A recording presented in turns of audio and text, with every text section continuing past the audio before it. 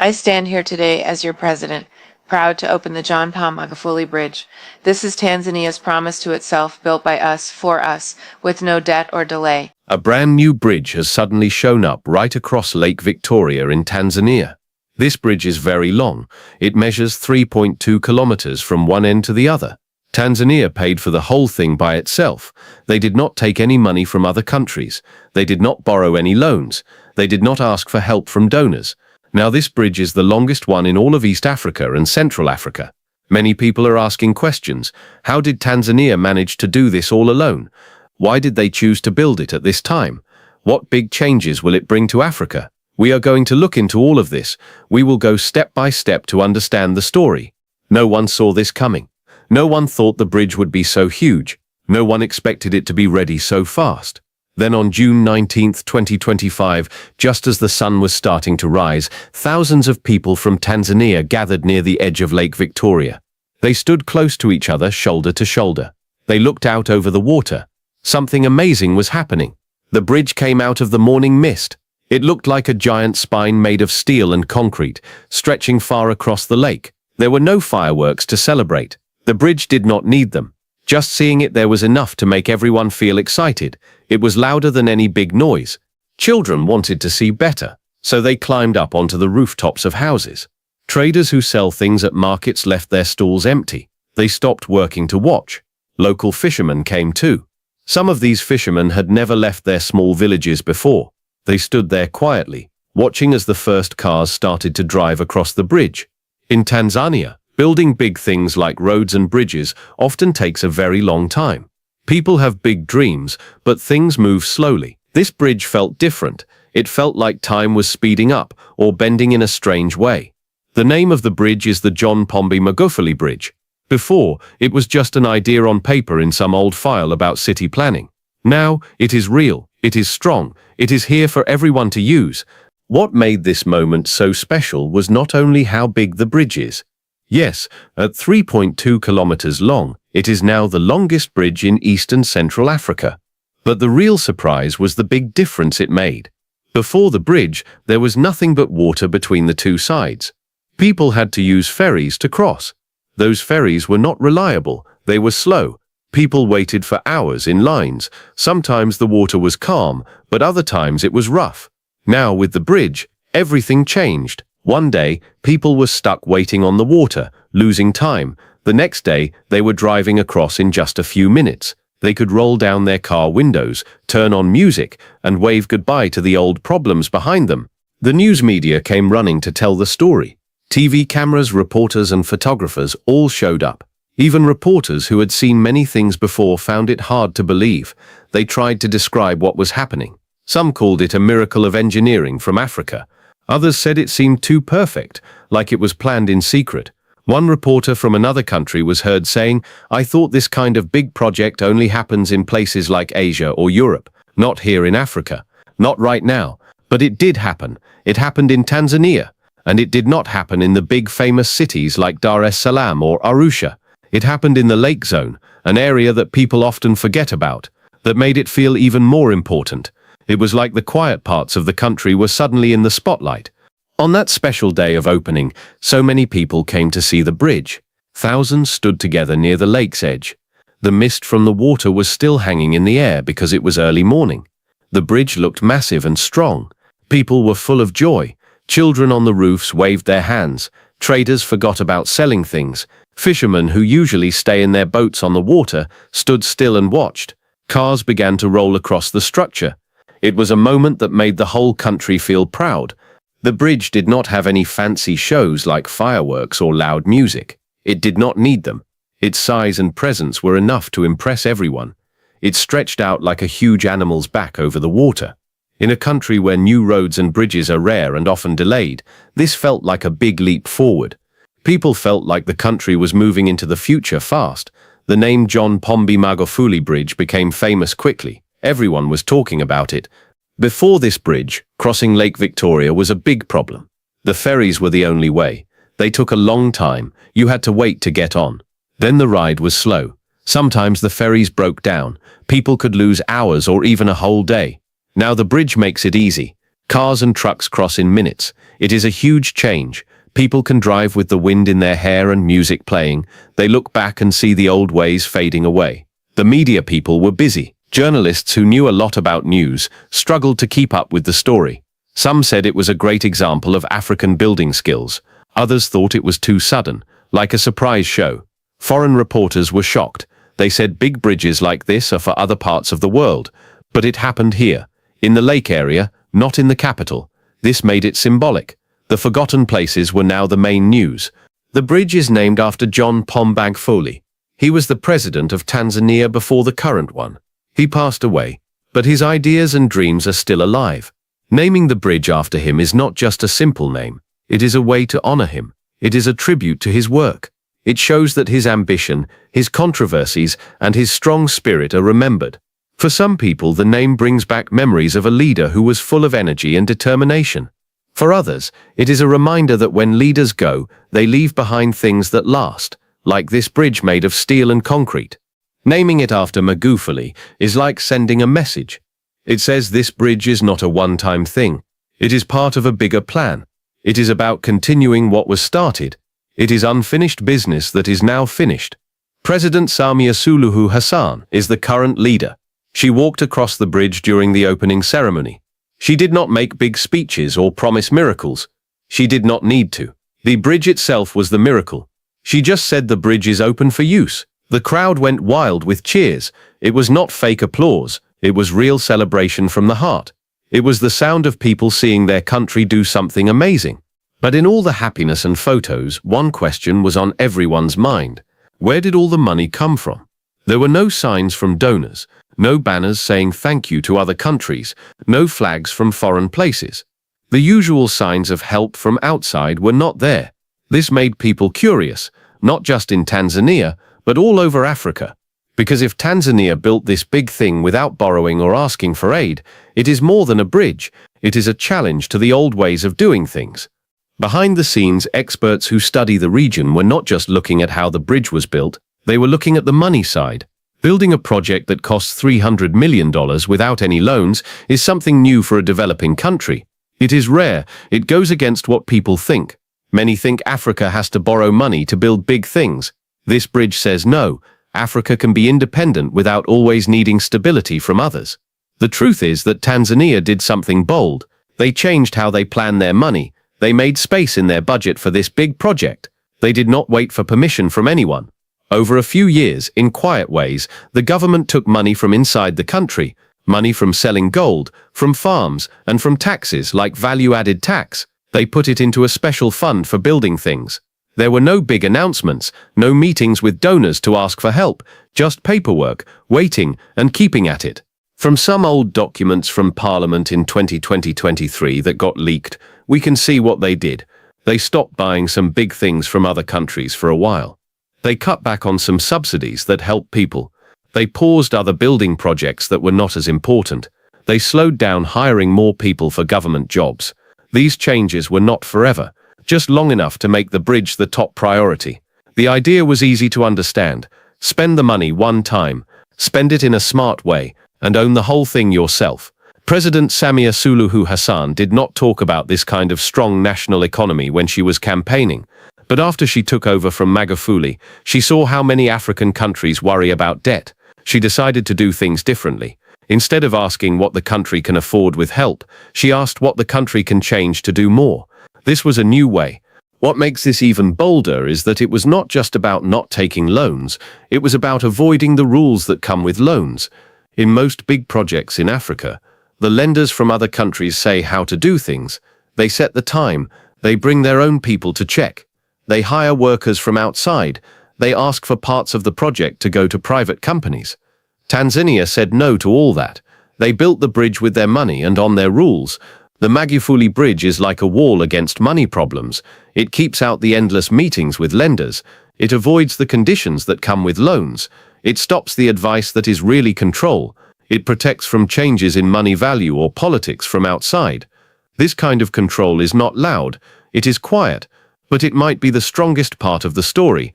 You can learn a lot about a country by seeing how its people move from place to place. In Tanzania, for many years, crossing Lake Victoria was not easy. It was not about being convenient, it was about being patient. The ferry from Kigongo to Busisi took more than an hour. That is if you count the time to get on, the delays, the times when it broke, and how unpredictable the lake can be. Some days the wait was so long that people could take a nap, buy food to eat, and charge their phones completely before they even got on the ferry. Then the bridge came, and time changed a lot. Now cars that used to wait in long lines for hours cross the lake in just 4 minutes. Only 4 minutes. The change is so big that some local people call it like teleporting from one side to the other. Drivers still look at their watches when they get to the shore. Not because they have to, but because it is an old habit from the ferry days. It shows that for a long time, time was something that controlled them. They could not manage it. Now they are in control. The effects are spreading out fast. In those few minutes that are saved, whole ways of doing things are changing. Truck drivers who carry fish, cotton and grain from the lake area to the big city of Dar es Salaam are saving almost a full day of travel. The routes are straighter and faster. For things that can spoil, like fresh food, this means the difference between being good to sell and being thrown away. For traders who buy and sell, it means more profit instead of loss. For businesses that need things on time, especially farming and fishing, the bridge is not just a shortcut. It is a complete change in how supply chains work. One driver who takes Nile perch fish from Mwanza to markets in Rwanda told a story. He said he now gets there without having to add ice to the fish 2 times. That small thing saves him money on costs. If you think about hundreds of trucks doing this every week, it adds up to a big increase in how well things work. And this goes across borders too. But it is not only about moving goods, it is about moving people too. School children who used to wake up at 4 in the morning to catch the ferry for school now get more sleep. They arrive on time without being tired. Health workers can go between different areas without worrying about ferry schedules. Expectant mothers who need medical help in emergencies are not delayed by water anymore. They have a solid road under them. The water does not wait for anyone, but the bridge is always there. The most interesting part is that movement is now predictable. In this area, things used to be full of surprises. Traffic, trade, even tourism could change suddenly. The bridge brings back something simple but powerful. It brings reliability. With reliability, people can make plans. With plans, they can have bigger ambitions. Because now they know exactly when they will arrive, they start thinking about going to new places. The areas of Kigongo and Busisi used to feel like 2 separate parts. Now, they are becoming one big economic area. The value of land on both sides is going up fast. New restaurants and shops are opening along the roads that lead to the bridge. New ways to travel are being made. These connect Tanzania better with neighboring countries like Uganda, Rwanda, and the Democratic Republic of Congo. The bridge is more than a local thing. It is a path for the whole continent. Some people who plan for the region call it Africa's shortest long-distance trade route. That is a nice way to say that just 4 minutes on the road has done more to speed up trade between countries than many years of talking and meetings. It is not only trucks and tourists that get better. The bridge is changing the hidden map of who is important in moving things around the country. Villages that were quiet by the lake are now becoming centers for transport. They have hubs for logistics, places to store goods, and even small banks. Places that were ignored before are now busy with people passing through. And most important, they are making money from it. If the bridge is a machine for moving things, then what it moves the most is not cars or goods. It is jobs and chances for people. That is where we go next. Remember to like the video, share it, and subscribe to get more stories about Black culture, history, civilization, and identity. Let us keep going. Every bridge has to carry weight, but not every bridge carries hope and promise. The Magufuli Bridge does more than carry vehicles. It carries what people expect for the future. You can see this in how it creates jobs, new businesses, and changes in local areas. These effects are spreading from both ends of the bridge. The first changes were small. A grill by the road near the Kigongo side started selling grilled tilapia fish and maize to people driving by. Then a place to fix tires opened. Then another one, and soon there were 5.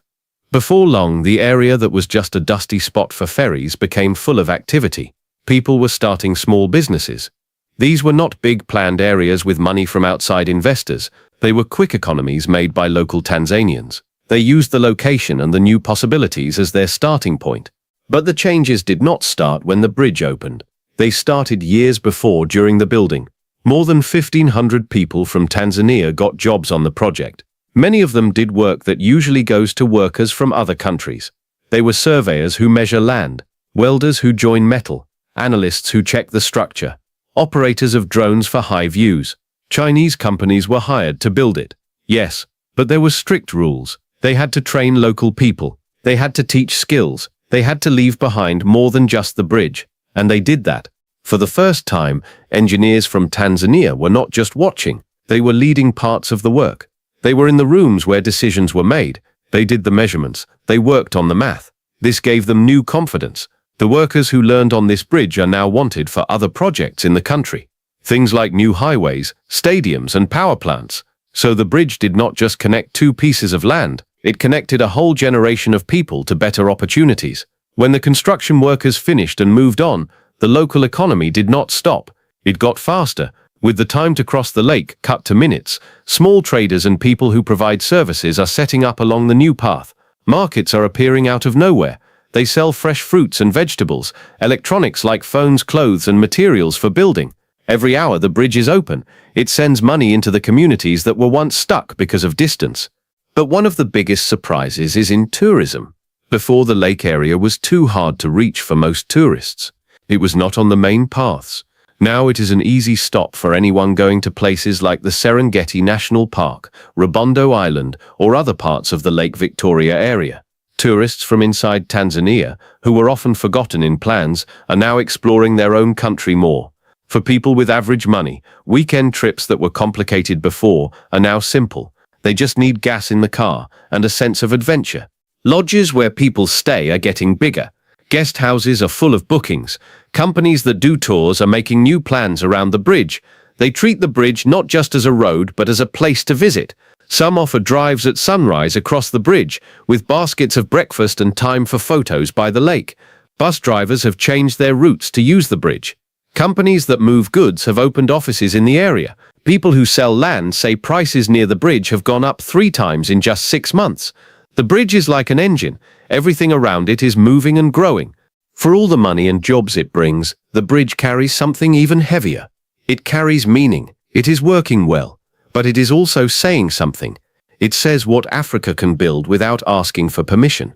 It talks about legacy from leaders. It is about being independent. It is about changing the rules for who can have big dreams. There is something that makes people uneasy about a project that is too successful, not because it has problems, but because it shows how long people have accepted less.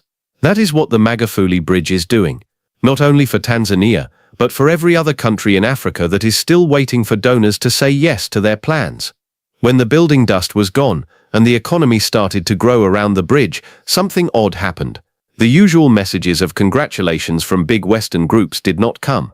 No tweet from the IMF saying good job, no ceremony with the World Bank, just quiet, because this bridge tells a story that those groups do not want to hear, a story of Africa doing well without their watch, without their help. It is not by chance that the bridge has the name of John Pombe Magufuli. He was a leader who many loved and some feared. He believed Africans can build their own things, pay for their future, and speak for themselves. Naming the bridge after him was not just paperwork. It was a strong statement. It said, we have not given up on that idea. We have made it part of the land. Even more, the place where the bridge is built is important. It is not in a capital city with embassies and news. It is in Mwanza and the Lake Zone, places that were seen as not central. This changes the map of development. It moves power away from big cities that look to foreign countries. It gives power to areas that leaders often ignore. The Magufuli Bridge is like making power spread out, written in the ground. But the strongest thing the bridge has started is fear. Not for the people in Tanzania, but for those who want countries like Tanzania to always need help. If one country can do a big project like this with only its own money, others will want to try. If they try, the whole system of aid that has control and conditions will start to fall apart. Already there are talks in Zambia. Leaders are thinking about their own plan for building without outside money. In Ghana, people who study money are looking at Tanzania's way. In Senegal, students are asking hard questions. If Tanzania can, why not us?